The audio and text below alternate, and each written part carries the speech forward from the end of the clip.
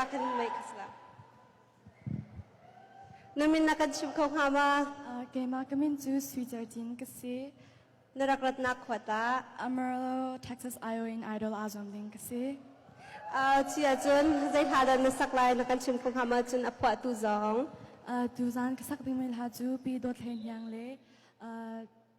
Lian ok thang lian phwa min na rei kyang vang tu di mi salai kalom. Wow, kate ko jam mo ka ngay mi habak se.